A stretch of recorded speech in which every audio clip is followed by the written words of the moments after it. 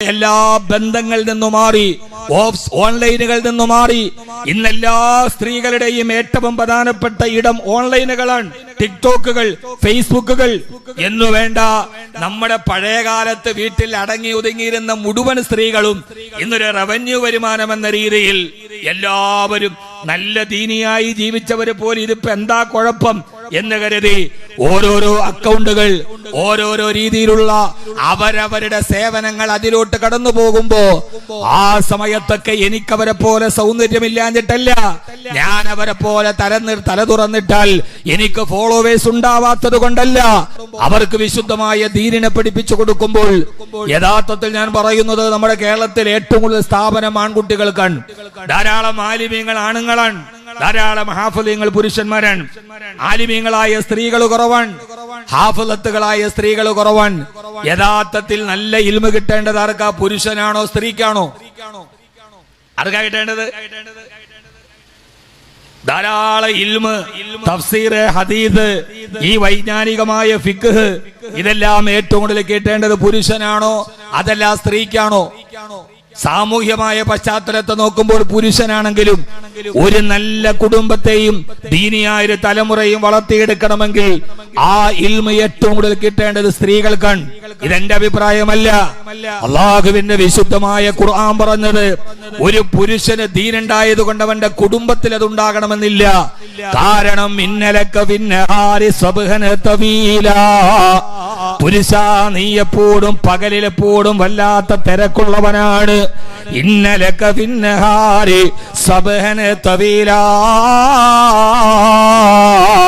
പുരുഷനെ സംബന്ധിച്ചോളം പകല് വീട്ടിൽ ആ പുരുഷൻ ഉണ്ടാവണമെന്നില്ല. വൈകുന്നേരം വന്നാലോ പകലിന്റെ ക്ഷീണം കൊണ്ടവൻ വിശ്രമിക്കേണ്ട സമയമാണ്. പക്ഷേ പുരുഷന് ദീനുണ്ടായത് കൊണ്ട് വീട്ടിലത് പ്രയോഗവൽക്കരിക്കാൻ സമയം കിട്ടണമെന്നില്ല. പക്ഷേ ആ വീട്ടിലെ ഉമ്മയ്ക്ക് ദീനുണ്ടായാൽ 24 മണിക്കൂറും മക്കളുടെ കൂടെ തർബിയത്ത് നടത്താനും ആ മക്കളുടെ കൂടെ എപ്പോഴും സമയം ചെലവഴിക്കുന്നത് കുടുംബത്തിലെ സ്ത്രീയാണ്. അതുകൊണ്ട് സ്ത്രീ, ആ കുടുംബത്തിലെ സ്ത്രീക്ക് ഉമ്മയ്ക്ക് ദീനുണ്ടായാൽ ആ വീട്ടിലെ മക്കൾക്കത് പകർന്നു കൊടുക്കാൻ സമയമുള്ളത് സ്ത്രീകൾക്കാണ്, പുരുഷനല്ല. ഇന്നലക വിന്നഹാരി സബ്ഹന തവീല, പുരുഷ നിന്റെ ജീവിതത്തിൽ എപ്പോഴും തിരക്ക് തന്നെയാണ്. ഒരു ഉമ്മയ്ക്ക് ദീനുണ്ടെങ്കിൽ, ഈ അടുത്ത സമയത്ത് ഒരു വാഫി സുഹൃത്ത് എന്നോട് പറഞ്ഞു, ഞാൻ വാഫിയാണ്, എന്റെ ഭാര്യ വഫിയാണ്. അദ്ദേഹം എന്നോട് പറഞ്ഞു, ഞാൻ അറബി കോളേജില് കുട്ടികൾക്ക് തഫ്സീറിന്റെ ക്ലാസ് എടുത്തിട്ട് അറബി കോളേജിൽ നിന്ന് വരുന്ന വീട്ടിൽ വന്നപ്പോ മഗ്രിബ് കഴിഞ്ഞ് എന്റെ ഭാര്യയായ വഫിയ എന്റെ പെമ്മക്കൾക്ക് റിയാദ് സാലിഹീൻ ദർസ് എടുക്കുകയാണ്. ആലോചിച്ച് നോക്കി, മഗ്രിബ് കഴിഞ്ഞിട്ട് ഉമ്മ ഇരുന്നിട്ട്, ഹദീസിലെ ഒരു പ്രധാനപ്പെട്ട അടിസ്ഥാന ഗ്രന്ഥമാണ് റിയാദ് സാലിഹീൻ. ആ റിയാദ് സാലിഹീൻ അർത്ഥം വെച്ച് മക്കളെ പഠിപ്പിക്കണമെങ്കിൽ ആ ഉമ്മയ്ക്ക് അത്യാവശ്യം ദീന് വേണം. വാപ്പ ദറസില് ആൺകുട്ടികൾക്ക് ദറസ് എടുത്തിട്ട് വരുമ്പോ ഉമ്മ വീട്ടിലിരുന്നിട്ട് റിയാദ് സാലിഹീൻ പഠിപ്പിച്ചു കൊടുക്കുന്നു പെൺമക്കൾക്ക്. ഹദ്ദസനാ റസൂലുള്ളാഹ്, ഹബീബായ നബി തങ്ങൾ പറഞ്ഞ ഹദീസ് ഇതാണ്. ഓരോ ബാബുകൾക്കും വെച്ചും പഠിപ്പിച്ചു കൊടുക്കുന്ന ഒരു ഗാർഹികമായ അന്തരീക്ഷത്തെ നേടിയെടുക്കാൻ നമ്മുടെ സ്ത്രീ സമൂഹത്തെ സംബന്ധിച്ചോളം ദുനിയാവിന്റെ എല്ലാ ബന്ധങ്ങളിൽ നിന്നും മാറി, ഓൺലൈനുകളിൽ നിന്നും മാറി. ഇന്നെല്ലാ സ്ത്രീകളുടെയും ഏറ്റവും പ്രധാനപ്പെട്ട ഇടം ഓൺലൈനുകളാണ്. ടിക്ടോക്കുകൾ, ഫേസ്ബുക്കുകൾ എന്നു വേണ്ട.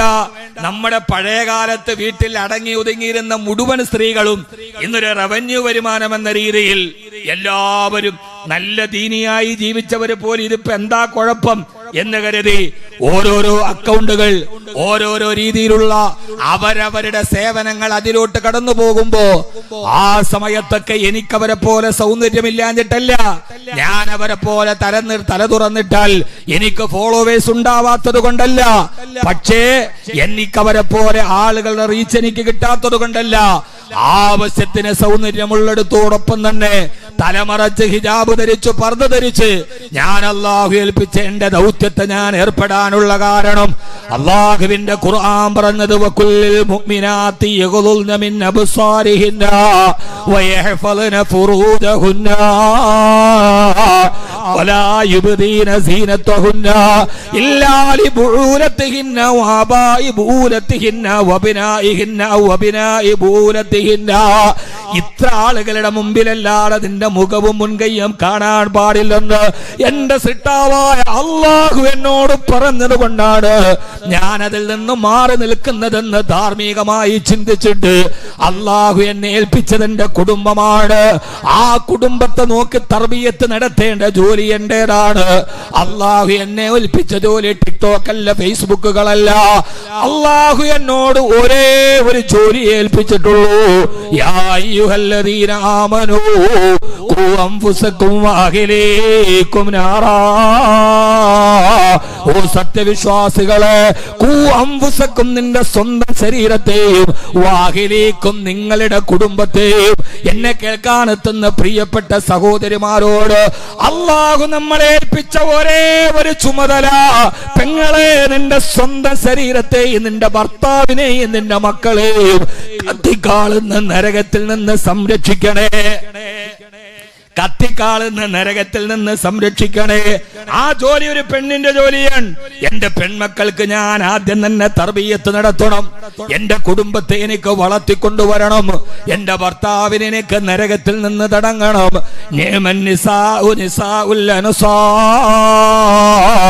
എനിക്ക് ഈ ലോകത്തിലെ ഏറ്റവും നല്ല സ്ത്രീയായി ജീവിക്കണം. ഏറ്റവും നല്ല സ്ത്രീയാരാ?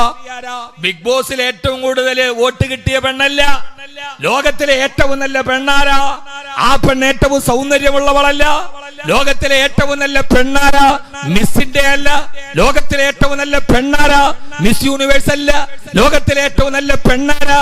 മിസ് ഏഷ്യ അല്ല. ലോകത്തിലെ ഏറ്റവും നല്ല പെണ്ണാരാ? വാർത്തയിലെ താരമല്ല. ലോകത്തിലെ ഏറ്റവും നല്ല പെണ്ണാരാ? ലോകത്തിലെ ഏറ്റവും നല്ല സ്ത്രീയുടെ അടയാളം എന്താ? ഹബീബായ നബി തങ്ങൾ പറഞ്ഞു, ലോകത്തിലെ ഏറ്റവും നല്ല സ്ത്രീ അവളാരാ? കപോലതലങ്ങളിൽ മാരിവില്ലിന്റെ മനോഹാരിതയുള്ളവളല്ല. കണ്ണിഴക്കോടുകളിൽ മാരിവില്ലിനെ മരച്ചവളല്ല. കരിമിഴിക്കോടുകളിൽ കരിമശി ചേർത്തു വെച്ചവളല്ല.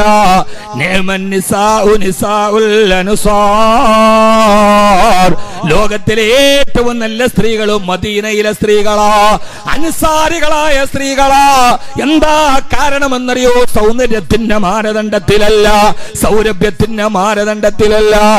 ഈ ചോർന്നൊലിക്കുന്ന ഈത്തപ്പന മരത്തിന്റെ ഓല കൊണ്ടുണ്ടാക്കിയ കൊച്ചുകുടില് ഈത്തപ്പന മരത്തിന്റെ ഓല താട വിരിച്ചിട്ടിട്ട് മണൽത്തരികളുടെ മുകളിൽ കിടന്നുറങ്ങുമ്പോഴും കിടന്നുറങ്ങാൻ ഒരു ബെഡ്റൂം പോലും ഇല്ലാതെ ദാരിദ്ര്യത്തിന്റെ പരിവട്ടത്തിൽ കണിഞ്ഞ സ്ത്രീകൾ. ഭൗതിക സുഖങ്ങളില്ല, എയർ കണ്ടീഷൻ, സമശീതോഷ്ണ ഉപാധിയില്ല. ദുനിയാവിലൊരു പെണ്ണാഗ്രഹിക്കുന്നതൊന്നുമില്ല. ചുറ്റുപാടുള്ള സ്ത്രീകൾ മുഴുവനും ചുവന്നു തൊടുത്ത ഒട്ടകത്തിന്റെ മുകളില് അറബികളുടെ ഏറ്റവും വലിയ വാഹനം ചുവന്ന ഒട്ടകമാണല്ലോ. ജിയാദു ബനി അബീ ബക്കറിൻ തസാമ അലാ കാനൽ മുസവ്വമത്തിൽ ഇറാബി. ആ ഒട്ടകത്തിന്റെ ജിയാദു ബനി അബീ ബക്കറിൻ തസാമ, ചുവന്നു തൊടുത്ത കുറിയുള്ള ഒട്ടകത്തിന്റെ പേരിൽ മേനി നടിച്ചിട്ട് ഒട്ടകപ്പുറത്തില് രത്നങ്ങൾ ധരിച്ച് മദീനയിലും മക്കയിലെയും പെണ്ണുങ്ങൾ ആർഭാടം നടത്തുമ്പോ കൈബാലയത്തിന്റെ ചുറ്റു സ്ഥാപിക്കപ്പെട്ട വിഗ്രഹത്തിന്റെ മുമ്പില് നൂൽ ബന്ധമില്ലാതെ നഗ്ന നൃത്തം ചവിട്ടിയ അക്കാലഘട്ടത്തില്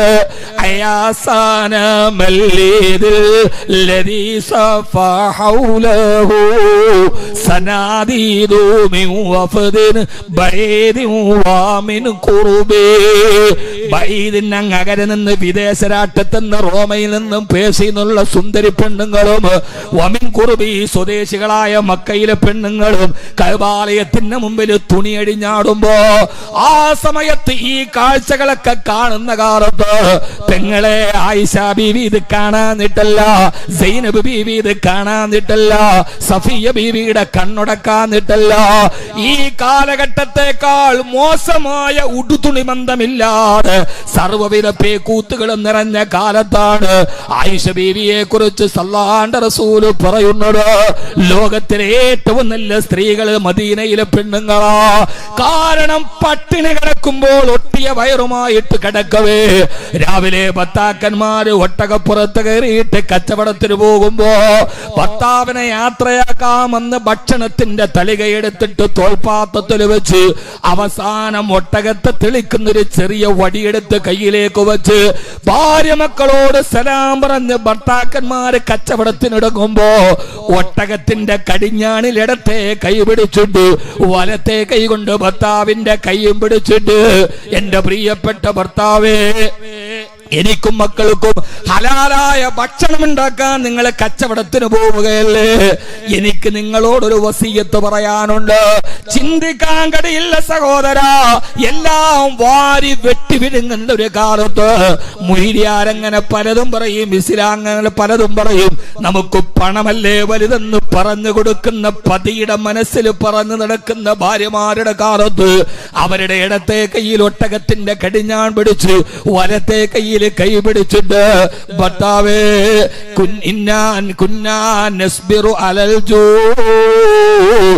എത്ര പട്ടിണി ഉണ്ടെങ്കിലും ഞങ്ങൾ സഹിച്ചോളാം, ഞാനും എന്റെ മക്കളും എത്ര വേണമെങ്കിലും പട്ടിണി കിടക്കാം, കഴിക്കാൻ ഭക്ഷണമില്ലെങ്കിൽ ഞങ്ങൾ തറയിലേക്ക് കമന്ന് കിടന്നിട്ട് ഞങ്ങളുടെ വയറ് തറയിൽ ഒട്ടിച്ചു പിടിച്ച് വലത്തെ കൈ അടിവയത്തിലേക്ക് ചേർത്ത് പിടിച്ചിട്ട് വിശപ്പ് സഹിച്ച് ഞങ്ങൾ കിടന്നോളാം, പട്ടിണി എത്ര വേണമെങ്കിലും സഹിച്ചോളാം. പക്ഷേ വലാ നസ്ബിറു അലന്നാർ, കത്തിക്കാളുന്ന നരകത്തിന്റെ ചൂട് സഹിക്കാൻ എനിക്കോ എന്റെ മക്കൾക്കോ സാധ്യമല്ല കേട്ടോ. അതുകൊണ്ട് ഇയ്യാക വകസ്ബുൽ ഹറാം, കച്ചവടത്തിന് പോയിക്കോളൂ. ആ കച്ചവടത്തിന് ഹറാമിന്റെ ഒരു തുള്ളി വൈകുന്നേരം ഞങ്ങളുടെ ആമാശയത്തിൽ വരാനിടയാവരുത്. ഹലാലല്ലാത്തൊരു സമ്പാദ്യവുമായി തിരിച്ചു വന്നാൽ അതെനിക്ക് പൊരുത്തമല്ലെന്ന് കച്ചവടത്തിന് ഇറങ്ങുന്ന നേരത്ത് ഒട്ടകത്തിന് മൂക്കുകയറിൽ പിടിച്ചിട്ട് ഭർത്താവിനെ ഉപദേശിച്ചു കൊടുത്ത മദീനത്തെ പെണ്ണുങ്ങളാണ്.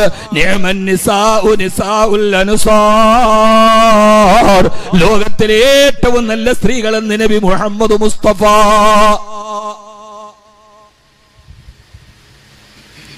ഇതിനാണ് തർബിയത്ത് എന്ന് പറയാ. ഇതിനാണ് തർബിയത്ത് എന്ന് പറയാ. എന്താ തർബിയത്തിന്റെ കോഴ്സ്? ഹലാലും ഹറാമും വേർതിരിച്ചറിയുന്ന കോഴ്സ്. ഞാൻ സമയത്തിന്റെ പരിമിതി കൊണ്ട് പറയുന്നില്ല. എന്തിനാ തർബിയത്ത് വിടുക? ഭർത്താവിനോട് ഹറാമ് പറ്റില്ല, നമ്മുടെ മക്കളെ ഹലാല് കൊടുത്ത് വളർത്തണമെന്ന് പറയാൻ. ഇത് ഹറാം, ഇത് ഹലാൽ എന്ന് പഠിപ്പിച്ചു കൊടുക്കാൻ, ജലാലിന്റെ വിധിവിലക്കുകളെ കുറിച്ച് പഠിപ്പിച്ചു കൊടുക്കാൻ, നന്മകളെ ഓർത്ത് ജീവിതത്തിൽ ചെയ്യാവുന്ന നന്മകൾ മുഴുവനും ചെയ്യാൻ. അള്ളാഹു നമ്മുടെ മക്കളെ അങ്ങനെ ആക്കി മാറാകട്ടെ. ജാമിയ ജലാലിയയിൽ ഒരു തർബിയത്ത് കോഴ്സ് ഉണ്ട്. എന്താ തർബിയത്ത്? കുനൂത്തോടാൻ പഠിപ്പിക്കലല്ല, വജ്ഹത്തോടാൻ പഠിപ്പിക്കൽ മാത്രമല്ല, ഹറാമിനെയും ഹലാലിനെയും വേർതിരിച്ചറിയാൻ തന്റെ മക്കൾക്ക് തർബിയത്ത് കൊടുക്കാൻ. എന്റെ ഭർത്താവ് വല്ലാതെ ദൂരത്തേക്ക് പോകുമ്പോ മക്കൾക്ക് തർബിയത്ത് കൊടുക്കാൻ. പരാവാരം പോലെ പരന്നു കിടക്കുന്ന മരുഭൂമിയിൽ കൈക്കുഞ്ഞിനെയും തന്നിട്ട് പോകുന്നുണ്ട് ഉപ്പ.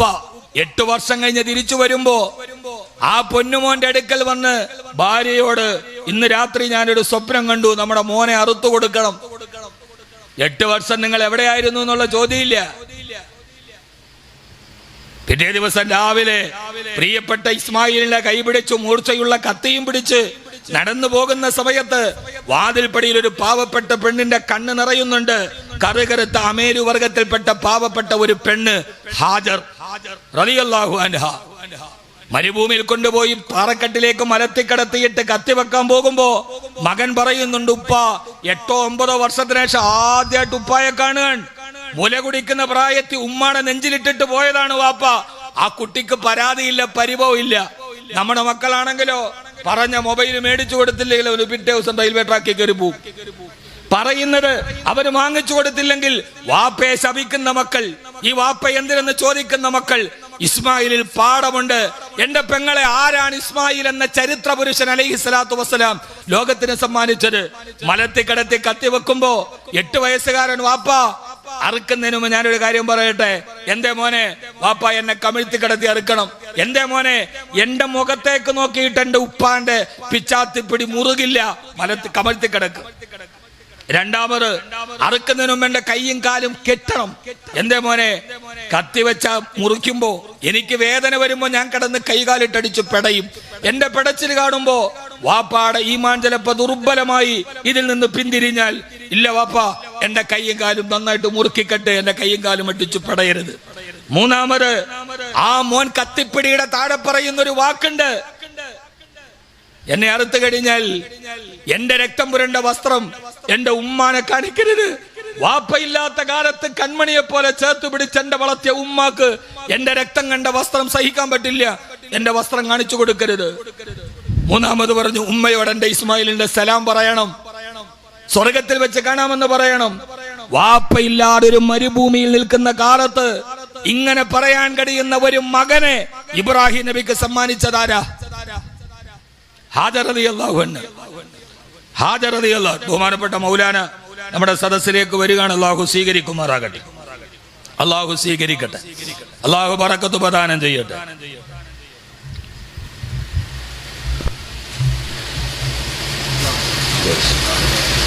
ഞാൻ പറഞ്ഞതുപോലെ കറക്റ്റ് 8:30 ഇൻഷാ അല്ലാഹ് എന്റെ പരിപാടി അവസാനിക്കും. ഞാൻ കറക്റ്റ് ടൈം നോക്കിയിട്ട് അടിയിരിക്കും. ഖൈറുൽ കലാമി മാ കല്ലാവതല്ല, അരോചകമാകും വിധം സുദീർഘമാവാത്ത അത്യദ്യോതകവും ആശയസമ്പുഷ്ടവുമുള്ള പ്രഭാഷണമാണ് അത്യുത്തമം. ഇവിടെ ഇസ്മായിൽ നബിയെ സമർപ്പണ ബോധത്തോടെ കൊടുത്തതാരാണ്? ഹാജർ റളിയല്ലാഹു അൻഹ. വാപ്പ ഇല്ലാത്ത സമയത്ത് മകന് കൊടുക്കുമ്പോ, മോനെ, വാപ്പ ഇബ്രാഹിം നബി ഫലസ്തീനിലേക്ക് പോയത് അള്ളാഹുടെ ദീൻ പറയാൻ വേണ്ടിയാണ്, നമ്മൾ ഉപേക്ഷിച്ചിട്ട് പോയത്. അതുകൊണ്ട് വാപ്പയോട് പരിഭവം കാണിക്കരുത്, വാപ്പയോട് പക കാണിക്കരുത് മോനെ എന്ന് പറഞ്ഞു കൊടുത്ത ഹാജർ എന്ന് പറയുന്ന ഉമ്മ. ഓരോ നേരത്തെ ഭക്ഷണം മക്കളെ വായിൽ വെച്ച് കൊടുക്കുമ്പോ, മക്കളെ, ഈ ഭക്ഷണം എന്തെന്നറിയോ? ചടയമംഗല സ്റ്റാൻഡിൽ കിടന്നിട്ട് വാപ്പ 3 ചക്രമുള്ള ഓട്ടോറിക്ഷ ഓടിച്ച് പൊരി വെയിലത്ത് സമ്പാദിച്ചുകൊണ്ട് വരണതാണ്.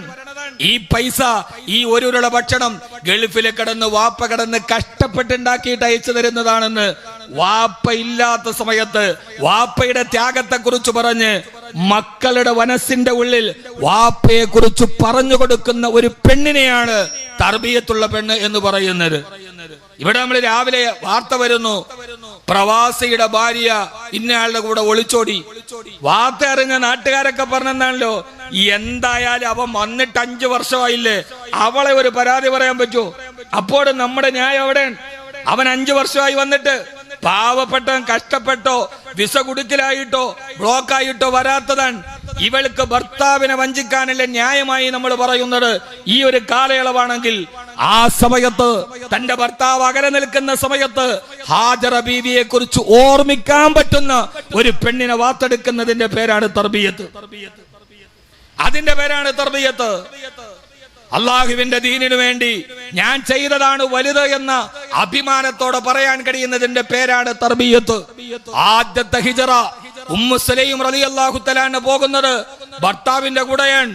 ആദ്യത്തെ ഹിജറ, എത്യോപ്യയിലേക്കുള്ള ഹിജറ പോകുന്നത് കപ്പലിലാണ്. ആദ്യത്തെ കപ്പൽ യാത്ര. ഇതേവരെ ഒട്ടകപ്പുറത്ത് മാത്രം യാത്ര ചെയ്ത ഒരു കുടുംബം പറഞ്ഞു, ഉമ്മു സലമ, നിന്റെ ഭാര്യ നിന്റെ ഭർത്താവിന്റെ കൂടെ നീ പോയിക്കോളൂ, ഉമ്മു സുലൈം നീ പോയിക്കോളൂ, എത്യോപ്യയിലേക്ക് ഹിജറ പോണം. 80 പേരടങ്ങുന്ന ഒരു സംഘം കൈക്കുഞ്ഞിനെയും കയ്യിൽ പിടിച്ച് കടലിന്റെ തിരമാലകളുടെ മുകളിലൂടെ അറേബ്യയിൽ നിന്ന് ആഫ്രിക്കയിലേക്ക് ഒരു പലായനം ചെയ്തു. നാട് വിട്ട്, വീട് വിട്ട്, കൂടുവിട്ട്, എല്ലാം എന്റെ റബ്ബിന്റെ ദീനിന് വേണ്ടിയാണെന്ന് കരുതി അതിന്റെ മുമ്പിൽ നിന്നൊരു പെണ്ണിന്റെ പേരുണ്ട് ഉമ്മു സുലൈം റളിയല്ലാഹു തആല അൻഹ. മുസ്ലിം റളിയല്ലാഹു അൻഹ നേരെ എത്യോപ്യയിൽ പോയി. ആ ചരിത്രം പറയാൻ സമയമില്ല, ഭാഷ അറിയില്ല, ആളെ അറിയില്ല.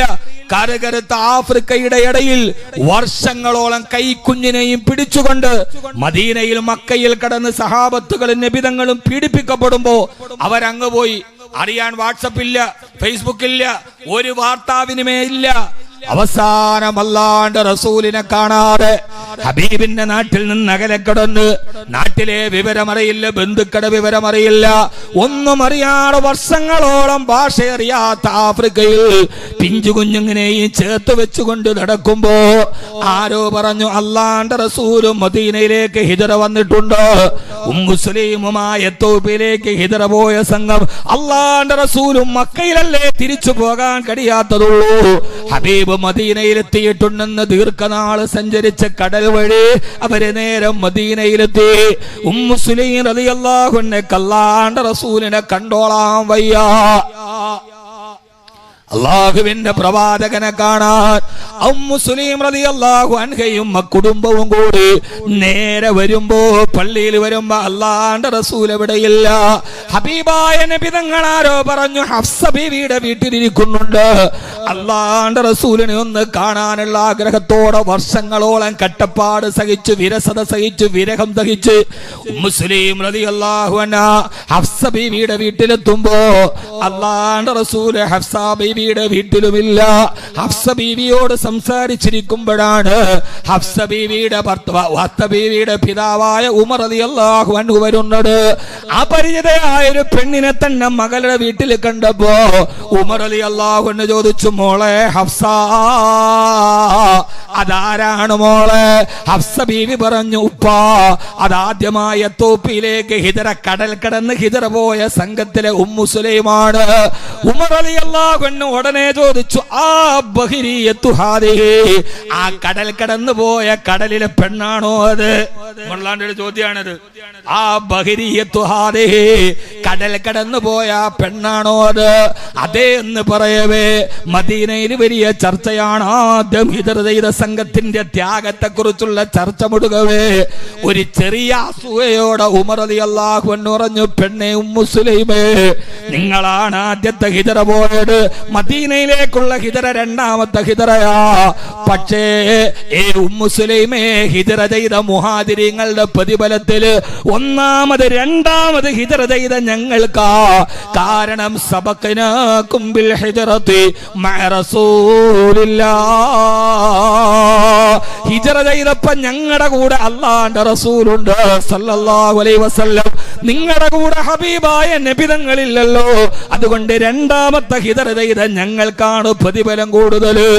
ഇത് കേട്ട ഉമ്മു സുലൈം റളിയല്ലാഹു അൻഹ പൊട്ടിക്കരഞ്ഞുകൊണ്ട് താൻ അനുഭവിച്ച ദീനിന്റെ ത്യാഗത്തിന് പ്രതിഫലം കുറവാണെന്ന് ഉമർ പറഞ്ഞപ്പോ മഹദിയായ ഉമ്മു സുലൈം റളിയല്ലാഹു അൻഹ പൊട്ടിക്കരഞ്ഞിട്ട് പറഞ്ഞു, അല്ലാഹുവിന്റെ റസൂലിനോട് പരാതി പറയാറ് ഇനി ഉമറേ, നിന്നോട് മിണ്ടുന്ന പ്രശ്നമില്ല.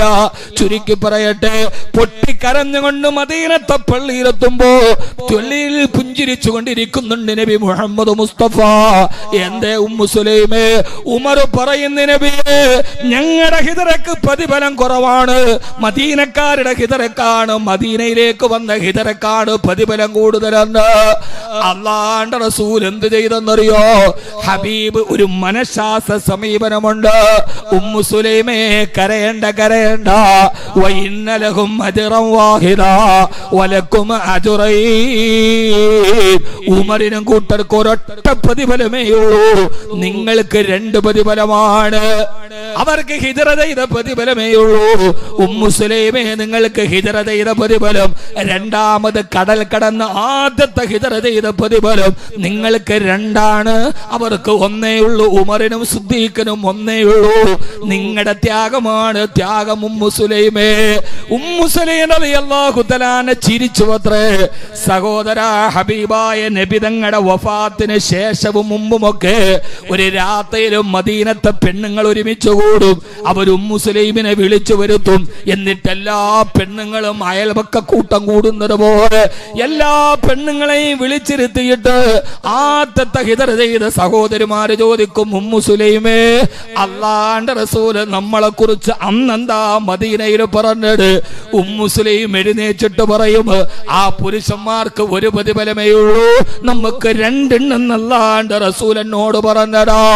മരിക്കുന്നത് വരെ ഏത് സന്ദർഭത്തിൽ ഏത് സ്ഥലത്ത് കൂടിയാലും ആ ഹിജറ സംഘത്തിലെ പെണ്ണുങ്ങൾ ഉറക്കെ പറയും, ഞങ്ങളെക്കാൾ പ്രതിഫലമാർക്കാണുള്ളത്.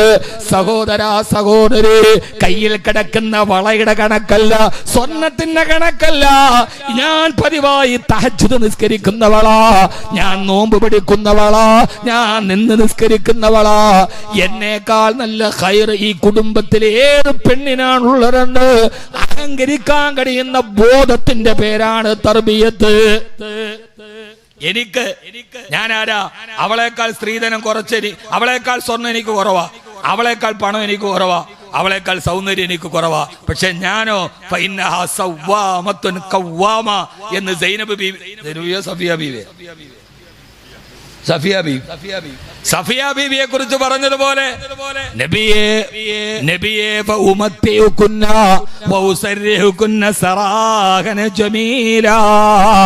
ആ പെണ്ണുങ്ങളെ വേണ്ടെങ്കിൽ അങ്ങ് തലാഖ് ചൊല്ലിയേരെ എന്ന് പറഞ്ഞപ്പോ എല്ലാരും പറഞ്ഞു, നബിയെ ആരെ തലാഖ് ചൊല്ലിയാല് സഫിയ ബീവിയെ ഒഴിവാക്കല്ലേ,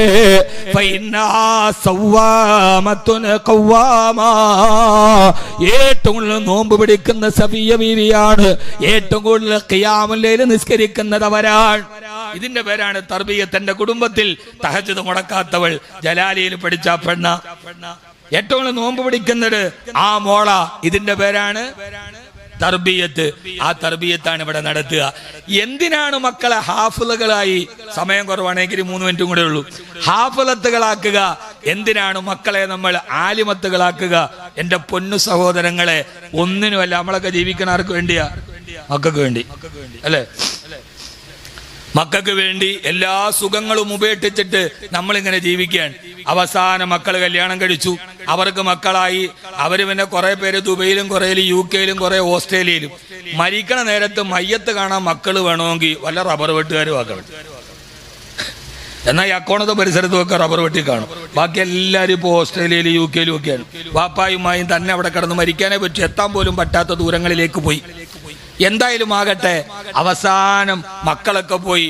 60 വയസ്സ് മുമ്പ് കിളവിയോട് പറയും, നമ്മൾ ഒന്നും തിന്നാതെയും കുടിക്കാതെയും വളർത്തിയിട്ട് ഇപ്പൊ മക്കളവിടെ. എന്റെ പൊന്നു മനുഷ്യന്മാരെ, എനിക്ക് പറയാനുള്ളത് എന്താണെന്നറിയോ? നിങ്ങൾ ഈ മക്കൾക്ക് വേണ്ടി എല്ലാം അങ്ങ് മാറ്റിവെക്കരുത്. ഭാര്യയും ഭർത്താവും നല്ല വസ്ത്രം ഉടുക്കൂല, നല്ല ഭക്ഷണം കഴിക്കൂല, നല്ലൊരു യാത്രയ്ക്ക് പോകില്ല, ഒരു ഉംറയ്ക്ക് പോലും പോകില്ല. പോയാൽ പിന്നെ മക്കൾക്ക് കൊടുക്കാനുള്ളത് കുറഞ്ഞു പോകുമല്ലോ. അങ്ങനെ വെച്ച് നമ്മളെല്ലാം പിശുക്കി അവസാനം വാർദ്ധക്യത്തിലാവുമ്പോഴോ നമ്മൾ ഒറ്റപ്പെടും. അതുകൊണ്ട് നമുക്ക് വേണ്ടതൊക്കെ നമ്മൾ കഴിക്കണം, ഭാര്യയും ഭർത്താവും വേണ്ടതൊക്കെ കൊടുക്കണം, ഒരു നല്ല യാത്രകളൊക്കെ പോകണം. അതിന് ബാക്കിയുള്ളത് മക്കൾക്ക് ബാക്കി വെച്ചാൽ മതി. നമ്മളൊന്നും അനുഭവിക്കാതെ അവസാനം വാർദ്ധക്യത്തിലിരുന്ന് ഇങ്ങനെ പരിഭവം പറയാനല്ല. നമ്മുടെ മക്കളെ നമുക്ക് വേണ്ടത് എവിടേക്കാണ്? ഇവിടെയല്ല. പിന്നെയോ നമുക്ക് വേണ്ടത് എവിടെയാണ്? നമുക്ക് മക്കളെ ആവശ്യമുള്ള ഒരു സ്ഥലമുണ്ട്, ആ സ്ഥലത്തേക്ക് നമ്മൾ മക്കളെ കൊണ്ടുപോവുകയാണ്. മഹാനായ അംറു ബിനുൽ ആസ് റളിയല്ലാഹു അൻഹു, ഹബീബായ നബി തങ്ങളുടെ കൂടെ നിഴല് പോലെ നടന്ന സഹാബിയാ. വഫാത്തിന്റെ നേരത്ത് തന്നെ മക്കളെയും ബന്ധുക്കളെയും വിളിച്ച് അംറു ബിനുൽ ആസ് റളിയല്ലാഹു അൻഹുവിന്റെ ഒരു വസിയ്യത്തുണ്ട്, മക്കളെ, ഫഇദാ അനമിതു, ഞാനെങ്ങാനും മരിച്ചു കഴിഞ്ഞാൽ ഫലാ തസ്ഹബനീ നൈഹാ, അലമുറയിട്ട് കരയുന്ന സ്ത്രീകളെ എന്റെ മയ്യത്തിന് മുമ്പിൽ കൊണ്ടുവരരുത്. അക്കാലത്തും മരണത്തിന് പൈസ കൊടുത്ത് അലമുറയിടുന്ന പെണ്ണുങ്ങളെ കൊണ്ടുവരാറുണ്ട്. ആ പരിപാടി എന്റെ മയ്യത്തിന്റെ മുമ്പിൽ വേണ്ട. വലാ നാറാ, തീയെയും അടുപ്പിക്കരുതേ. അങ്ങനെയുള്ള ഒരു ആധാരവും എന്റെ മയ്യത്തിന്റെ മുമ്പിൽ വേണ്ട. അവസാനം ഹബീബിന്റെ കൂടെ നിഴല് പോലെ നടന്ന ഇസ്ലാമിക ചരിത്രത്തിന്റെ ജാജ്വലമായ ചരിത്രത്തിന്റെ ശില്പി അംറു ബിനുൽ ആസ് റളിയല്ലാഹു അൻഹുവിന്റെ ഒരു വസിയ്യത്തുണ്ട്. നമ്മളൊന്ന് ആലോചിച്ചു നോക്ക് മക്കളെ. ഫഇദാ അനമിതു, ഞാൻ മരിച്ചു കഴിഞ്ഞാൽ ഫസന്നു അലയ്യ തുറാബ സന്നാ, എന്നെ മലത്തി കടത്തിയിട്ട് മൂടുപലക കബറിന്റെ മുകളിൽ വെച്ച് പിടിമണ്ണ് മാറിയിട്ട് നിങ്ങൾ കബറടക്കി മൈലാഞ്ചി ചെടിയും മീസാങ്കല്ലിന്റെ മുമ്പിൽ അടയാളം വെച്ചു കഴിഞ്ഞാൽ മക്കളെ ഉടനെ നിങ്ങൾ പോവരുത്.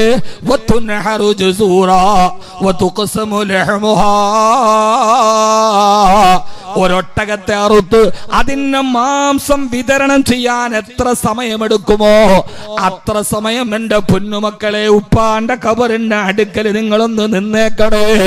എന്റെ പൊന്നുമക്കൾ എനിക്ക് വേണ്ടി ദുആ ചെയ്ത് എന്റെ കബറിന്റെ മുമ്പിൽ ഉണ്ട് എന്ന ധൈര്യത്തോട് മുൻകരടിനെ കീറിനോട് ഞാൻ മറുപടി പറയട്ടെ. എനിക്കൊരു ചോദ്യമില്ലേ?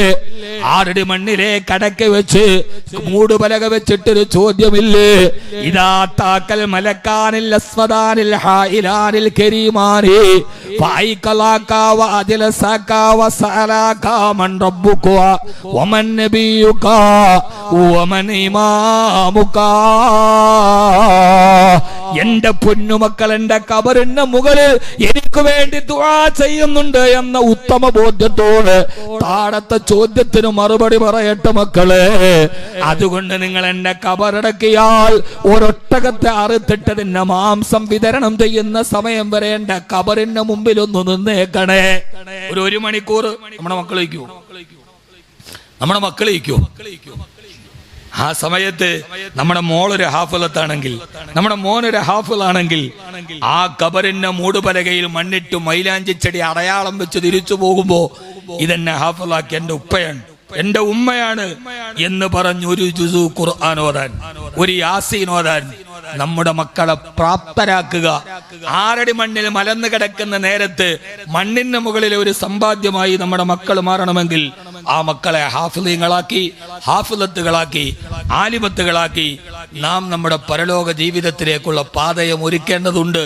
അതിനുള്ള ഏറ്റവും പ്രധാനപ്പെട്ട നമ്മുടെ ഈ പ്രദേശത്തെ സംബന്ധിച്ചോളം വടക്കൻ മലബാറിലേക്ക് പോയാൽ ധാരാളം വനിതകളുടെ വിദ്യാഭ്യാസ സംരംഭങ്ങളുണ്ട്.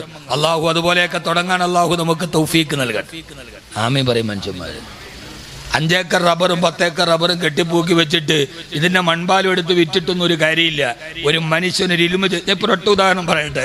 നേരത്തെ ജലാലുദ്ദീൻ മൗലവി ഷഹീറുദ്ദീൻ മന്നാനിയുടെ ഉസ്താദ് പ്രസംഗിച്ചപ്പോഴാണ് ഞാൻ ശ്രദ്ധിച്ചത്. ചടയമംഗലത്ത് വർഷങ്ങൾക്ക് മുമ്പ് വന്ന ഒരു മുദരിസ്, ആ മുദരിസിന്റെ ദറസില് ഇൽമ പഠിക്കാൻ വേണ്ടി വന്ന ഒരു കൊച്ചു ചെറുക്കൻ. ആ ചെറുക്കൻ അവിടെ പഠിച്ചു. അദ്ദേഹത്തിന്റെ അടുക്കൽ പിന്നെ വളർന്ന് തഫ്സീറും ഹദീസും പഠിച്ചു ഫാരിഗായി. ചടയമംഗലം മഹല്ലുകാർക്ക് അവർക്ക് ആവശ്യമുള്ള ഭക്ഷണവും സൗകര്യവും ഒക്കെ ചെയ്തു. ആ ശിഷ്യൻ വളർന്നു വലുതായി. അദ്ദേഹം അതേ നാട്ടിൽ ഒരു സ്ഥാപനം തുടങ്ങി. ഇവിടെ നിന്ന് ഇപ്പോൾ 27 ഹാഫിളുകളും 19ഓളം തർബിയത്ത് ചെയ്ത സ്ത്രീകളും വെളിയിലോട്ട് ഇറങ്ങുന്നു. അതായത് വർഷങ്ങൾക്ക് മുമ്പ് ജലാലുദ്ദീൻ മൗലവി ഒരു ദറസുമായിട്ട് വരുമ്പോ അവിടെ ഒരു മുത്തലിം വരുമ്പോ ഞാൻ ഈ കൊടുക്കുന്ന ഭക്ഷണവും ഈ ദറസിന് ചെയ്യുന്ന സഹായവും വർഷങ്ങൾക്ക് ശേഷം അതിന്റെ ഗുണം നമുക്ക് ഇവിടെ വെച്ച് കാണാൻ കഴിയുമെന്ന് നമുക്ക് തോന്നിയിട്ടുണ്ടോ? ഇല്ല. ആ ഒരു പള്ളി ദറസിന്റെ, ഇപ്പൊ നമുക്ക് പള്ളി ദറസുകളില്ല, ആ ഒരു ദറസിന്റെ ഗുണമാണ് ഇന്നീ കാണുന്നതല്ല. ജലാലുദ്ദീൻ മൗലവിയുടെ അടുക്കൽ ഷഹീറുദ്ദീൻ മന്നാനിയുടെ ഉസ്താദാണ്.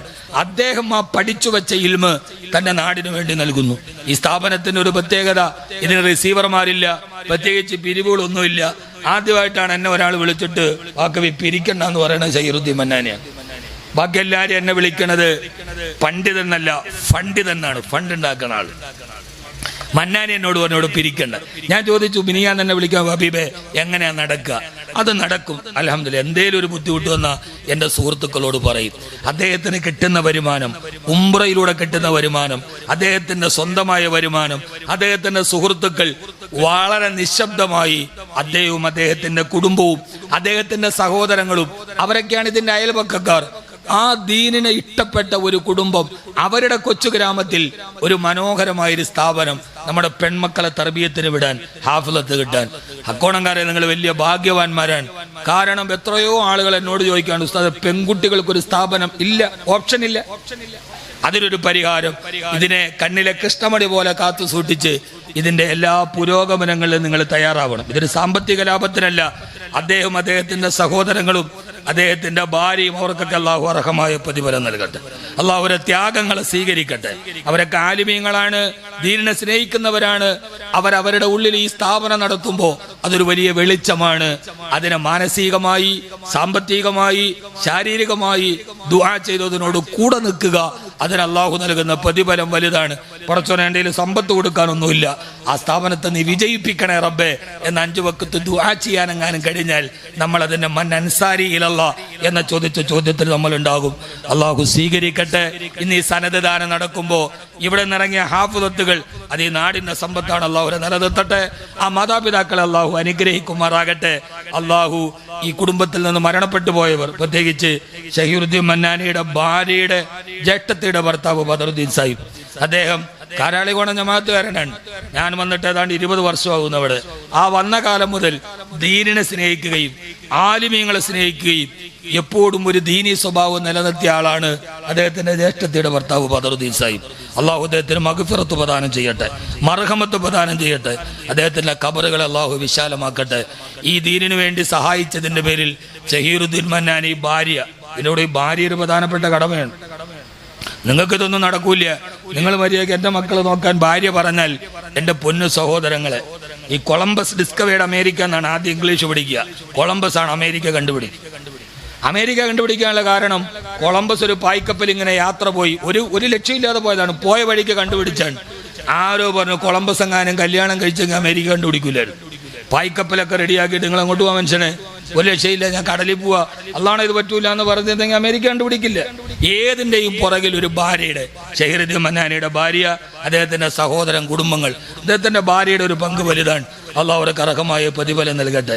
സിദ്ദീഖ് റളിയല്ലാഹു അൻഹു അള്ളാഹിന്റെ റസൂലും പോകുമ്പോ ദാത്തു നിത്താക്കൈന് ഇരട്ടപ്പട്ടക്കാരി ഈ ഭക്ഷണം പൊതിഞ്ഞു കെട്ടി പുറകെ നടന്നുപോയ ഒരു സ്ത്രീയാണ് ഒന്നുമില്ലാത്ത കാലത്ത് ഇസ്ലാമിന്റെ അടിത്തറ പാകിയത്.